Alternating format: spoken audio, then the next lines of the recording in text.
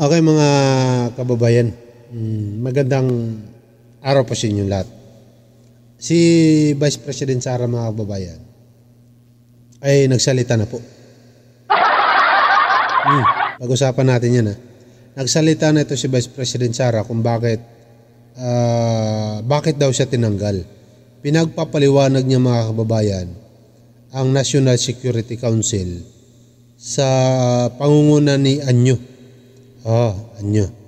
Ang sinasabi niya dito, bakit nyo ako tinanggal?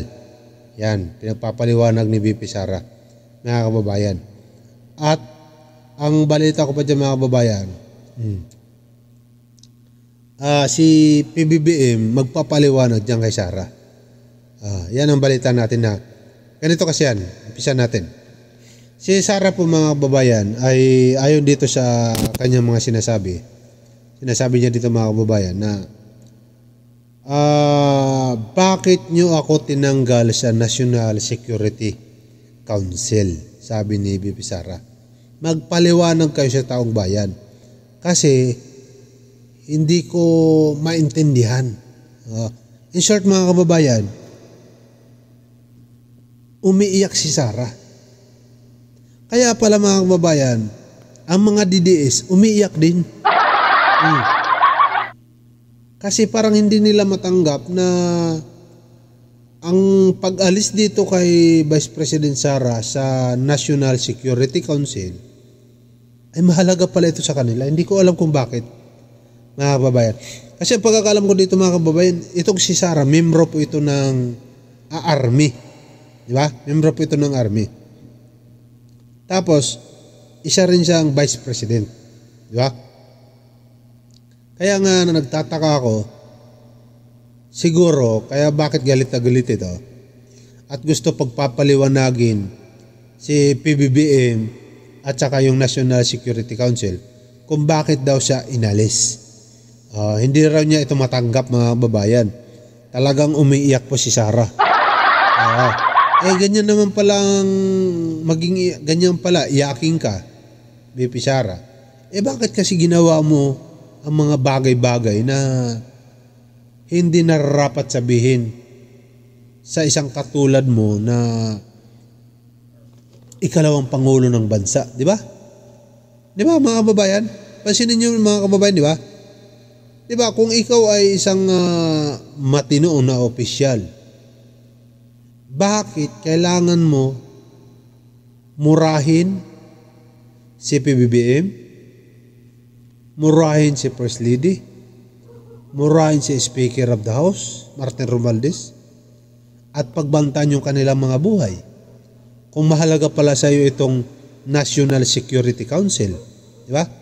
Alam naman natin mga kababayan na ang National Security Council ay sila po dapat ang nangunguna makaalam sa mga kung ano nangyayari sa Pilipinas, sa mga seguridad ng buong bansa. Kayo dapat ang nakakaalam unang-una. Tapos, ikaw na membro ng National Security Council, ay ikaw pa mismo ang pasimuno para maghasik ng kaguluhan.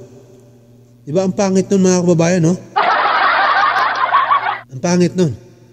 Para maunawaan po natin mga kababayan ang sinasabi ni Vice President Sara, baka sasabihin na naman ng mga didisite, fake news na naman tayo. Pakikinggan po natin mga kababayan ang sinasabi ni Vice President Sara Duterte. No? Pakinggan natin mga kababayan. Do not recall receiving a single notice of meeting since 30 June 2022. Therefore, I request the NSA to please send to me the notarized minutes of all meetings conducted by the Council from 30 June 2022, if at all there is any. I want to review what the Council has accomplished so far in terms of policies and recommendations for national security. Gusto malaman ng taong bayan kung ano ang ginagawa ng National Security Council at ano ang nagawa ng National Security Council.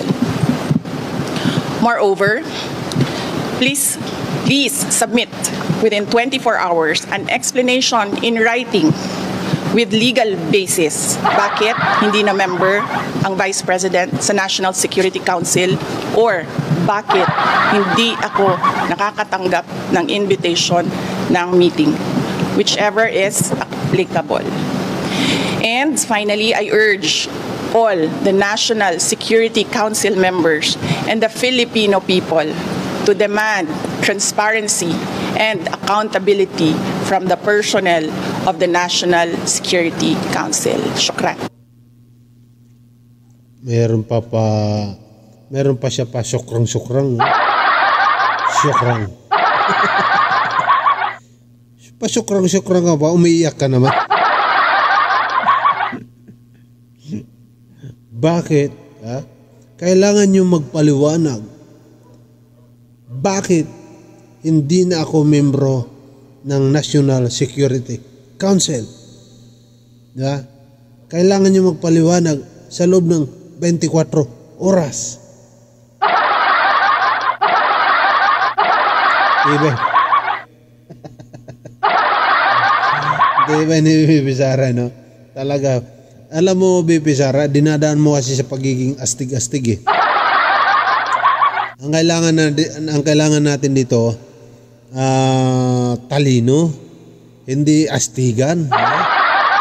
Mas maganda siguro pagsamahin yung talino, ganda, at saka astig. Diba? Pwede yun. Pero kung puro ka lang astig, siga-siga, tapos kulang ka rin naman sa talino, wala rin. Diba? Pero mga kababayan, ito. Ang sinasabi po dito ni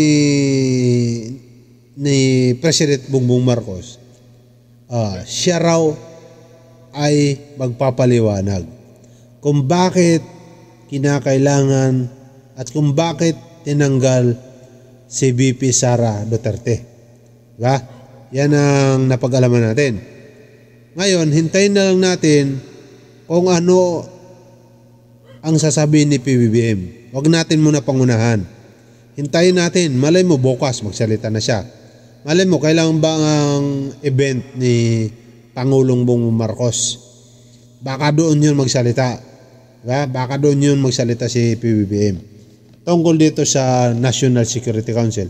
Tungkol dito sa pagtanggal sa kanila. Kay VP Sara, kay Digong, kay Gloria, Erap, at sa mga dating presidente na buhay pa. Diba? Hintayin na lang natin ang paliwanag ni PBBM. Sa ngayon, wag muna natin pangunahan kung ano sasabihin niya. Para mas excited, no? Baka pagagalitan niya dito si VP Sara. Siyempre, inaasahan natin yan. Hindi naman pwede sabihin ni BBM, ibabalik na kita. Hindi ganon. Papaliwanag nga eh. Ibig sabihin, sasabihin siguro ni BBM dyan, ganito kasi ang ginawa mo, bla bla bla. Basta abangan na natin kung anong sagot ni BBM dito kay VP Sara. Di ba? Okay, salamat. See you next vlog natin.